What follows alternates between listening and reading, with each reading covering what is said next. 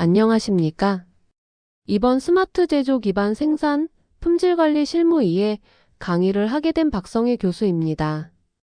오늘은 항공부품 제조업의 디지털 혁신을 실제 공정에 적용하는 길, 즉 MES와 ERP를 중심으로 한 생산 품질 통합 운영을 함께 살펴보겠습니다. 이번 강의는 개념 설명으로 시작해 표준 레퍼런스 구조, 시스템 통합 전략, KPI와 성공 조건, 그리고 국내외 사례까지 차례로 연결합니다. 슬라이드에 보이시는 대로 현장의 언어로 이해하고 바로 실행하는 것을 목표로 하겠습니다. 다음 슬라이드로 넘어가겠습니다. 이제부터는 스마트 팩토리의 전망을 여러분의 비즈니스 관점에서 차분히 살펴보겠습니다. 오늘 이 슬라이드는 미래가 멀리 있지 않고 우리 공장 바깥길만 나서도 바로 만나게 될 시장 변화의 속도를 보여줍니다. 중간중간 편하게 고개도 한번 돌려주시고 숫자는 제가 부담 없이 읽어드리겠습니다. 그래프가 많을 때는 숫자만 외우지 말고 방향을 기억하자, 이 한 가지 원칙만 마음에 담아두시면 충분합니다. 먼저 글로벌 시장의 방향을 짚어보겠습니다. 왼쪽 그래프가 보여주듯 스마트 팩토리 시장은 2022년 약 1297억 달러에서 2032년 3220억 달러 수준까지 커질 것으로 전망됩니다. 2024년에 1556억, 2026년에 1866억, 2028년에 2238억, 2030년에 2685억, 그리고 2032년에 3220억으로 이어지는 흐름을 보면 이것은 완만한 언덕이 아니라 가파르게 속도가 붙는 오르막에 가깝습니다. 숫자를 모두 외우기보다는 이렇게 정리하겠습니다. 10년 안에 2배 이상 성장하고 갈수록 더 빨라진다. 이 한 문장으로 오늘의 시장 시그널을 기억해 주시면 좋겠습니다. 그 이유는 명확합니다. IoT, AI, 빅데이터, 클라우드가 제조 현장에서 한 번에 도입되는 것이 아니라 연결 분석 최적화 자율 운영으로 단계적으로 겹겹이 쌓이기 때문입니다. 마치 한층 올라갈 때마다 바로 위층으로 가는 에스컬레이터가 하나 더 생기는 느낌이라고 보시면 됩니다. 올라갈수록 속도가 붙습니다. 여기서 한 가지 마음을 편하게 해드리고 싶은 말이 있습니다. 우리는 아직 멀었다라는 생각이 드실 수 있는데요. 지금 시작하면 오히려 타이밍이 좋습니다. 앞서간 기업들이 이미 시행착오를 겪어주었고 기술은 더 싸고 쉬워졌습니다. 뭔가 길을 헤매는 느낌이 들 때는 새로 생긴 에스컬레이터를 타자라고 생각하시면 됩니다. 이제 국내 시장에서 무엇이 성장을 가속하는가를 제 관점에서 풀어보겠습니다. 오른쪽 그래프의 설문 결과를 보면 가장 큰 힘은 중소제조기업을 위한 스마트 팩토리 구축 지원 확대입니다. 현장의 체감은 늘 단순합니다. 예산과 사람이 있어야 움직일 수 있습니다. 특히 중소기업은 하루 생산을 멈추고 파일럿을 돌리는 일조차 큰 부담일 때가 많습니다. 그래서 정부 지자체 산단대기업 동반 프로그램 같은 실질적 지원이 첫 번째 추진력으로 꼽힙니다. 저는 이 지점에서 늘 이렇게 말씀드립니다. 지원 사업은 서류 작업이 아니라 학습의 티켓입니다. 서류는 잠깐이고 결국 남는 것은 우리 공장의 데이터와 팀의 경험입니다. 두 번째로 중요한 요소는 실질적 데이터입니다. 어사 설비 6대의 센서 14개, 8주 파일럿 2, 라인 비가동 12% 감소처럼 숫자 기간 절감액이 명확한 사례가 필요합니다. 우리는 언제나 우리와 비슷한 공정이 어떤 경로로 효과를 냈는지를 보고 싶어 합니다. 오늘 발표가 끝나면 원하시는 분들께 8주 파일럿 설계 템플릿을 공유드리겠습니다. 핵심은 크지 않게 그러나 빨리 시작해 결과를 확인하는 것입니다. 세 번째는 정부의 지속적 홍보와 지원입니다. 이것이 중요한 이유는 내부 설득에 직접 영향을 주기 때문입니다. 투자위원회나 이사회 보고를 준비해 보신 분들은 공감하실 겁니다. 외부 정책의 방향성과 성과 사례는 마지막 한 끗을 만들어줍니다. 보고서를 정리하실 때는 현재 레벨 다음 레벨 8주 파일럿 손익 추정의 4페이지 구성만으로도 설득력이 높아집니다. 마지막으로 제조 분야별 사례와 정보 공유의 필요성을 강조하고 싶습니다. 업종이 달라지면 KPI와 센서 구성이 달라집니다. 자동차, 전자, 식음료, 제약은 문제 정의 자체가 다릅니다. 그래서 업종별 커뮤니티가 중요합니다. 하나의 성공 공식으로 모든 현장을 설명할 수 없기 때문입니다. 정리하면 지원 데이터 사례 커뮤니티가 함께 작동할 때 우리 조직의 속도는 확실히 달라집니다. 요약하면 국내 시장의 성장을 가로막는 것은 기술 부족이 아니라 정보 비대칭입니다. 돈, 사람, 시간을 어디에 먼저 쓸지 판단할 수 있는 정확한 지도가 필요합니다. 오늘 자리를 통해 그 지도를 한 장씩 채워가셨으면 합니다. 그럼 이 성장 곡선이 우리에게 무엇을 말해줄까요? 저는 두 가지로 정리합니다. 첫째, 지금 시작하면 앞라인에 설 수 있다. 시장 전체가 커지는 시기에는 늦어 보여도 선두권 진입이 가능합니다. 왜냐하면 절대 다수가 여전히 레벨 23에 머물러 있기 때문입니다. 레벨 4 최적화에서 오자율로 넘어가는 기업은 많지 않습니다. 8주 파일럿으로 한 칸만 먼저 올라가도 다음 투자는 자연스럽게 따라옵니다. 둘째, 데이터가 곧 자산이 된다. 스마트 팩토리는 공정 개선 프로젝트가 아니라 데이터 자산화 프로젝트입니다.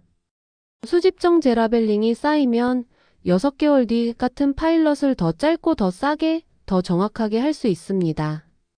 데이터 1년치가 쌓였을 때의 우리 공장 가치를 생각해 보시면 투자 의사결정의 무게가 달라집니다. 우리 회사는 어디서 어떻게 시작할까? 라는 질문에 대해 저는 현실적인 진입 전략을 이렇게 제안드립니다. 먼저 범위를 단단히 좁힙니다.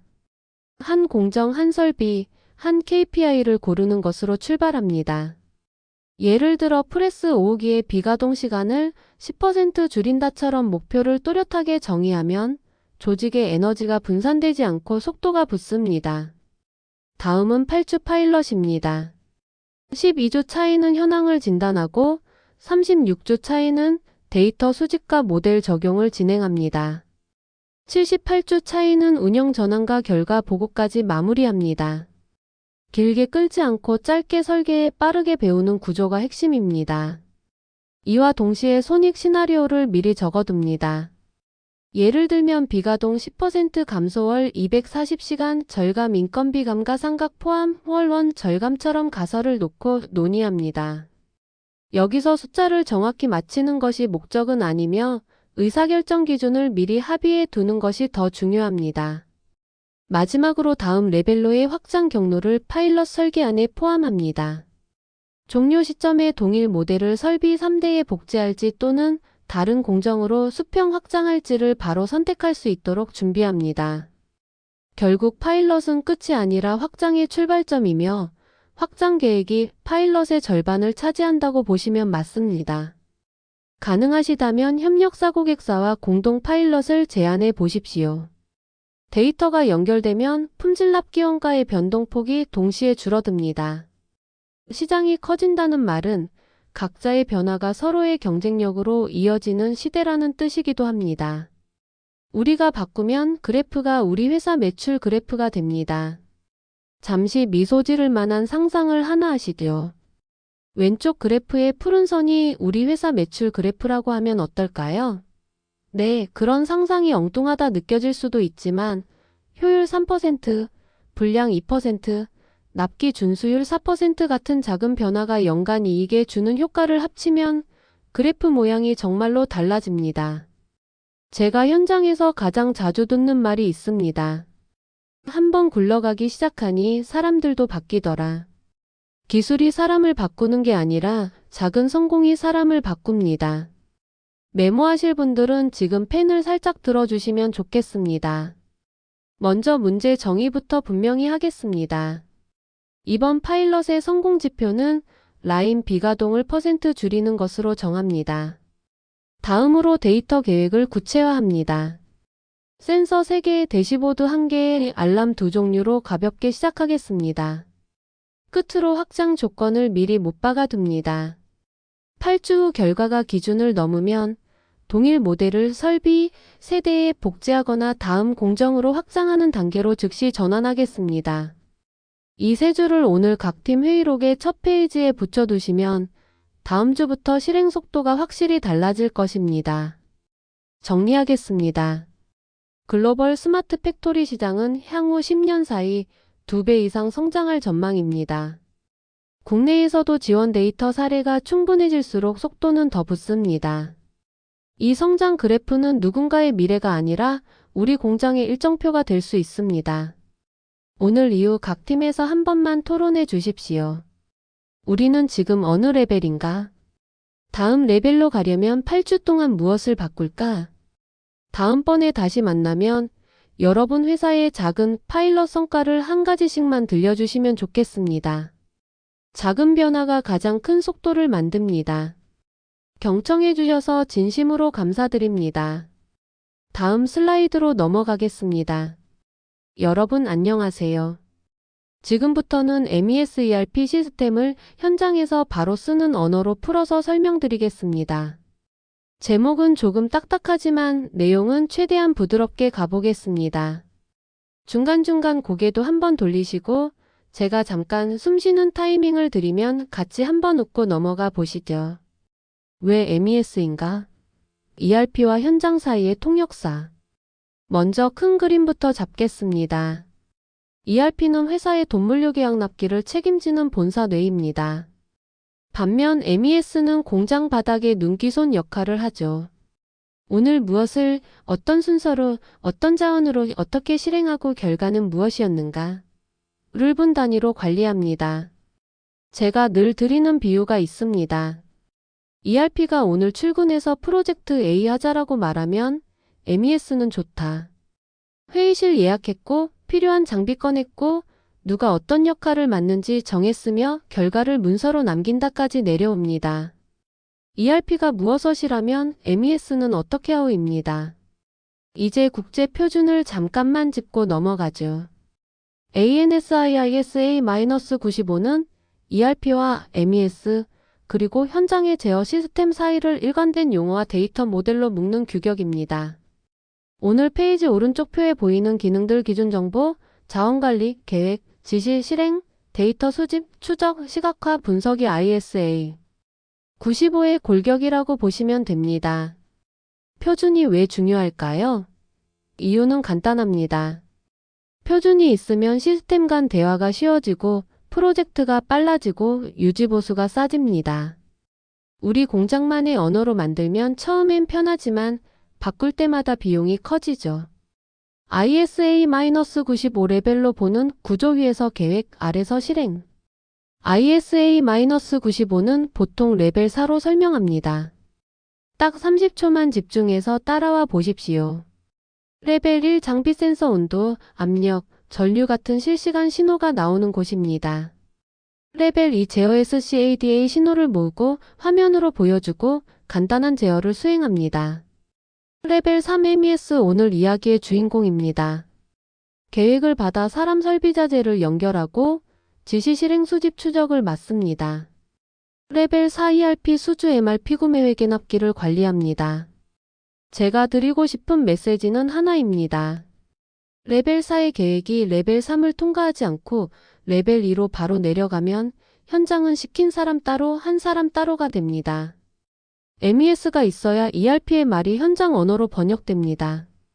MES 표준 기능을 현장 말로 바꿔볼까요? 지금 화면의 표를 하나씩 생활 언어로 바꿔보겠습니다. 여러분 공장을 머릿속에 떠올리면서 들어보세요. 기준정보 공장의 사전. 아이템 BOM, BOP, 로우팅이 여기에 들어갑니다. 간단히 말해 무엇을 만들 것인가 품목, 어떤 재료가 필요한가 BOM, 어떤 공정을 어떤 순서로 거치나를 한번 정의하면 누구나 같은 말을 쓰게 만드는 기능입니다. 팁 기준 정보가 흐트러지면 MES 프로젝트는 속도가 절반으로 떨어집니다. 시작 전 품목 공정 코드 체계를 먼저 다듬으십시오. 자원관리 사람 설비 도구의 시간표. 사람의 자격 숙련도, 설비의 가동 점검 캘린더, 치공구의 수명 보관 위치를 관리합니다. 에너지 유틸리티까지 연결하면 에너지 원가가 내려갑니다. 야간 시간대의 전력 피크를 피하자 같은 전략이 가능해집니다. 계획 오늘 공장의 작전 타임. ERP의 주간 월간 계획을 현장 가능성에 맞게 쪼개고 순서를 정합니다. 납기 우선 순위 변경 요구를 반영해 라인 설비 작업자에게 배분하죠. 현장 팁 초기에 간트 차트 하나만 정확히 보여줘도 체감이 큽니다. 보이는 게 반입니다. 지시 이제 이거 하세요의 공식화. 어떤 작업 어느 설비 어떤 도구 어떤 기준으로를 전자지시서로 배포합니다. 종이 대신 태블릿으로 바꾸는 것만으로도 오류와 재입력이 줄고 추적이 쉬워집니다. 실행 한 장면 한 장면 기록. 작업 시작 정지, 원료 투입, LOT 시리얼, 불량제 작업, 검사 결과 모든 이벤트를 타임라인으로 저장합니다. 이 데이터가 쌓여야 OE 설비 종합 효율, 공정 능력, 사이클 타임이 살아납니다. 데이터 수집 입력하지 않게 자동으로. 장비 인터페이스 오피스 UA, MT 커넥트 등 IoT 게이트웨이, 바코드 RFID를 적절히 섞습니다. 원칙은 간단합니다. 사람이 두 번 입력하지 않도록 흐름을 설계합니다. 추적 부품의 족보. 이 완제품은 어느 LOT의 원재료를 쓰고 어느 설비에서 누구의 작업을 거쳤는가를 한 번에 거슬러 올라갑니다. 리콜이나 고객 클레임이 들어왔을 때 범위를 좁히는 속도가 곧 비용입니다. 시각화 보이는 만큼 움직인다. 라인 현황판 대시보드 알람 이상 감지. KPI는 처음엔 5개 이내로 시작하십시오. 작은 팀 라인 입구의 계획 대비 실적과 탑3 비가동 사유만 붙여도 회의가 짧아집니다. 성과 분석 골든 레시피를 찾는 과정. 공정 조건과 품질 결과를 연결해 최적 조합 골든 레시피를 발굴합니다. 이 설정이면 합격률 3%, 사이클 타임 5% 같은 처방형 분석이 여기서 나옵니다. ERP MES 현장 데이터 흐름 한 번만 쓰고 모두가 본다. 흐름도를 머릿속에 그려보겠습니다. ERP가 주문 MRP를 돌려 주간 생산 계획을 던집니다. MES 계획이 자원 제약을 반영해 1일 설비 스케줄로 쪼갭니다. 지시가 작업자 설비에게 내려가고 실행과 수집이 동시에 일어납니다. 결과는 곧바로 MES 대시보드로, 요약 데이터는 ERP로 올라가 납기원가에 반영됩니다. 핵심은 데이터를 한 번만 입력하고 모두가 같은 데이터로 본다입니다. 이 원칙이 지켜지면 회계물류 생산이 따로 놀지 않습니다. 구축 로드맵 현실 버전 8주 파일럿 단계 확장. 현실적인 접근법을 말씀드리겠습니다. 결론부터 말씀드리면 작게 빠르게가 답입니다. 저는 먼저 8주 파일럿으로 한 라인, 한 제품군만 선택해 시작하겠습니다. 목표는 단순합니다. 납기 준수율을 X% 끌어올리거나 비가동을 Y% 낮춘다 둘 중 하나를 명확히 잡습니다. 기능 범위는 기준정보 정비 전자 작업지시서 생산 실적 분량 수집 간단 대시보드 순서로 최소화하고 인터페이스는 ERP에서 계획만 받는 단방향으로 제한하겠습니다. 초반부터 복잡하게 얽으면 속도가 떨어지기 때문입니다. 파일럿을 마치면 1단계 확장 36개월로 넘어갑니다. 여기서는 스케줄링을 정교화하고 설비 인터페이스를 확대하며 LOTS ERIAL 추적을 강화하겠습니다. 현장 가시성을 위해 라인 현황판을 설치하고 KPI는 OE 제공재고 리드 타임에 집중해 개선 효과를 수치로 확인하겠습니다. 다음은 2단계 확장 612개월입니다. 2단계에서 품질관리 QMS 연계, 에너지 모니터링, 알람 이상 탐지, 간단한 예측 모델 시범 적용을 진행하겠습니다. 대부분의 공장이 ROI를 체감하는 지점이 바로 여기입니다. 불량과 에너지 비용이 내려가고 비가동이 줄어드는 변화가 눈에 보입니다. 마지막으로 3단계 12개월 이상에서는 다공장 표준화로 범위를 넓히고 데이터로 골든 레시피를 도출하여 변동성을 줄이겠습니다. 나아가 AI 기반 최적화로 계획 실행 분석의 속도를 한 단계 끌어올리고 외부 파트너 고객과 데이터 연계까지 확장해 가치사슬 전체에서 성과를 내는 구조로 발전시키겠습니다. 요약하면 작은 범위에서 빠르게 학습하고 증명된 성과를 기준으로 단계적으로 확장하는 것이 가장 안전하고 빠른 길입니다. 주의할 함 정도 하나만 공유하겠습니다.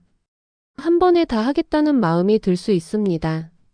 하지만 MES는 업무가 바뀌어야 시스템이 삽니다. 한 번에 바꾸면 사람도 시스템도 버거워합니다. 그래서 한 라인 한 KPI부터 시작하는 겁니다. 데이터 거버넌스 좋은 데이터가 좋은 공장을 만든다. MES의 성패는 데이터 품질에서 갈립니다. 세 가지만 챙기면 됩니다. 1. 표준 코드 품목 공정 설비 불량비 가동 코드를 정의서로 남깁니다. 2. 입력 책임 어떤 데이터는 자동, 어떤 데이터는 작업자 확인이 필요한지 구분합니다. 3. 감사 로그 누가 언제 무엇을 바꿨는지 남기면 이후 개선 회의가 사실에 근거합니다. 여기서 분위기 한번 환기하겠습니다. 가끔 우리 공장은 아직 데이터가 엉망이라고 하시는데요. 괜찮습니다. 엉망이라는 사실을 기록하는 순간 거기가 출발선입니다. 어제보다 나아진 표준이 가장 강력한 추진력입니다. 보안과 안정성 돌아가야 쓴다. MES는 중단되면 안 되는 시스템입니다. 네트워크 분리 세그멘테이션으로 라인별 리스크를 격리하고 화이트리스트 기반 접근 제어로 허용된 통신만 열어두며 백업 복구 시나리오를 운영 매뉴얼의 연습까지 포함해 둡니다. 보안은 IT 부서 규정이 아니라 현장 습관이 되어야 합니다. 점심시간에 장비에 USB 꼽지 않는 것, 이것부터가 보안입니다. 변화 관리 사람이 바뀌어야 시스템이 산다. MES는 기술 프로젝트이면서 업무 변화 프로젝트입니다. 업무 절차를 눈앞에서 보여주는 교육을 짧고 자주 현장 리더 한 분을 공동 PM으로 세워서 이 시스템은 우리 것이야 라는 주인의식을 만듭니다. 무엇보다 작은 성공 사례를 빠르게 공유합니다. 한 라인의 비가동이 8%만 줄어도 분위기가 바뀝니다. 마무리 표준을 우리 공장만의 경쟁력으로 정리하겠습니다. ANSIISA-95는 ERP와 MES 그리고 현장을 하나의 언어로 묶는 지도입니다. 이 지도를 손에 쥐면 우리는 기준 정보를 한 번만 정의하고 지시 실행 수집 추적을 자연스럽게 흘려보낼 수 있습니다. 그러면 시각화와 분석이 가능해지고 결국에는 납기 품질원가가 변화합니다. 오늘 이후 각 팀에서 한 가지만 정해 보십시오. 우리의 첫 8주 파일럿은 어디서 어떤 KPI로 시작할 것인가? 작게 시작해도 괜찮습니다. 중요한 건 속도와 반복입니다. 작은 성공이 쌓이면 어느 순간 우리 공장은 MES가 없는 상태로는 못 돌아가겠다는 말을 자연스럽게 하게 됩니다. 그때가 진짜 도입 완료입니다. 경청해 주셔서 진심으로 감사드립니다. 다음 슬라이드로 넘어가겠습니다.